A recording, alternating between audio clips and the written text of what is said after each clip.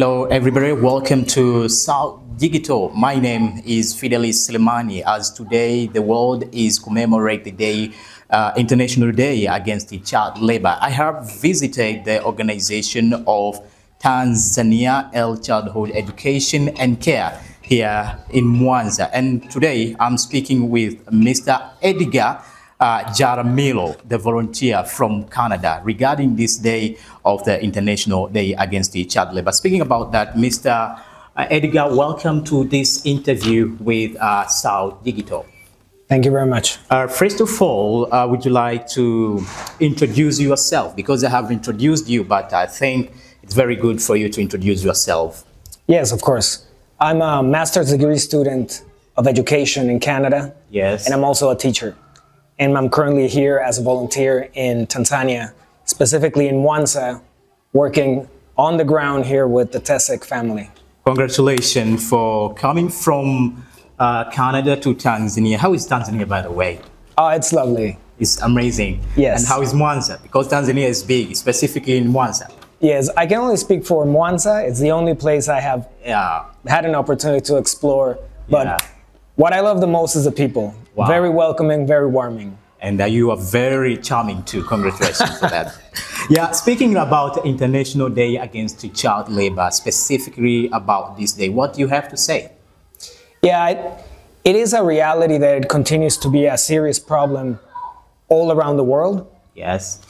It is very close to our hearts here at TESEC because we deal with parents and caregivers in favor of children. One of the things that we do is precisely try to protect the children that we serve here in our community from child labor, bringing them to our hub, our play hub.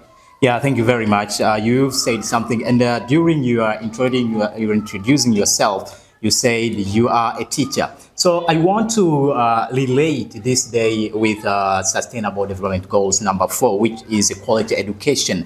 Specifically, when there is a child, the child failed to get education and is starting to work to the street, there is no possibility of children to have education. I want to know how child labor affects quality education. Yeah, I think it affects the entire system of education, not only directly the students, the child or children that are not able to attend school, but it impacts the entire community. Yes. So these children are being basically robbed from a human right, a children's right to attend school, to be in a safe and protected environment. Yes. But in the long term, it not only affects them, it affects the entire community where they live. So in terms of education, I think it's paramount to do everything we can to eliminate completely child labor so that we can bring education to the level that we need them to be to raise our communities around the world. You say something great, but I want to know exactly, according to Sustainable Goals number 1, which is speaking about ending poverty, the source of child labor can be caused by poverty. So do you think which is possible way of ending poverty, which can be the causes of child labor and ending this child labor? Is it possible to end child labor if we are not ending poverty? I think it would be tremendously difficult to end child labor without addressing poverty. Unfortunately, families facing financial difficulties will naturally gravitate towards taking their children away from school if they're attending school, but even toddlers, right? As long as you can carry something, as long as you can move your hands, do some kind of physical activity, you will be subject to being introduced into some form of child labor. To answer your question, I think it will be very, very difficult with the levels of poverty that we have around the world to eliminate child labor. What do we need to do? We need to create resilient communities where the community is able to take care of themselves. Yes. Simple examples here at TESEC, we help especially young mothers or neglected mothers on how they can develop vegetable gardens directly in their household that supplements their income, supplements their diet. We also offer fortified maize flour to this family, especially the ones that are in most need. It's not only for the children, it's also for pregnant women. And we have different workshops where we train and educate and help and support young mothers on developing any kind of business skill that they can develop in their own communities. Yeah, that's very nice. But I would like to know something from TESEC. What the challenge are you facing when you are fighting against the challenges of children during the process? Yeah, without a doubt, the biggest challenge is education. Not only for the parents and caregivers, but the entire community. Yeah.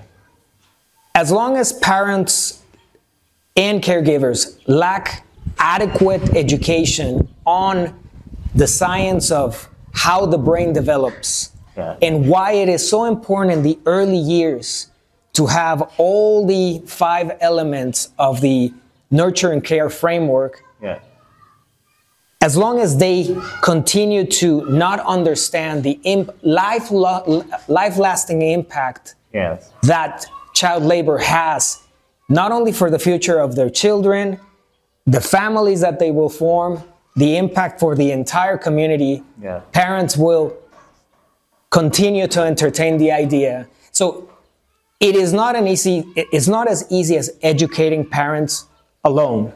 The community also has to become more resilient and have the opportunities, job opportunities, early education opportunities for young children.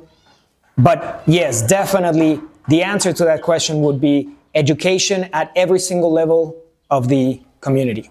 So how the TESEC have a collaboration with other organizations in the world to make sure that they are helping children to face different challenges? Yes, that is a twofold answer to your question from my perspective. The international collaboration, I think it is crystal clear that child labor is not the problem of one region, one country. It is the fate of these children is in the hands of the entire world. And it's not only NGOs like TESEC. So TESEC collaborates with organizations within Tanzania that are government or non-government, and also internationally. The most important reason why is not only the resources, right? It's also the shared use cases, learning experiences, the science. We love to learn what Indonesia is doing against child labor, and we can mirror, replicate. We would have to adapt it to our reality here in Tanzania, but the reality is, in my opinion, that global collaboration, it is not only NGOs or only government, the private sector needs to be involved, education institutions, community supporters, community workers, the healthcare industry, every single part of the community needs to contribute. The saying, it takes a village to raise a child, is absolutely true, and we live it every single day here in our community. In winding up our interview, I would like to know from you, what do you have to say or to tell people who are not aware about this day, International Day Against Child Labor? What do you advise them, especially those people who have been giving some works for children to do? At the same time, they don't know if what they're doing can affect the future of those children. What do you have to tell them? Yes. In the context, first, of our community here, where we are in TESEC, my advice would be join one of our workshops. We have weekly, monthly workshops. We have activities at our dispensaries, clinics. We have many activities. We have household visits. They can request, if they cannot join us here, they can request for us to go to them. My advice to them, I would highly encourage them to join the community that we're building in support of children, so that they can learn not only from us, but they can share experiences from other community members, other families that are going through very similar stories, very similar challenges, realities, and together we come up with the best solutions. TESEC doesn't offer a recipe. Yeah. We come together with the community. I would encourage them to join one of our activities, and it starts there. The change, that mind shift begins with one engagement. Mr. Edgar, I would like to thank you so much for your time for this discussion about International Day Against Child Labor. I hope that the people whom they've been watching this video, they have got something from you to learn. Thank you so much for your time. Wish you all thank the you best. very much. Yeah, thank you, and wish you a good time. You too. Thank you. A pleasure.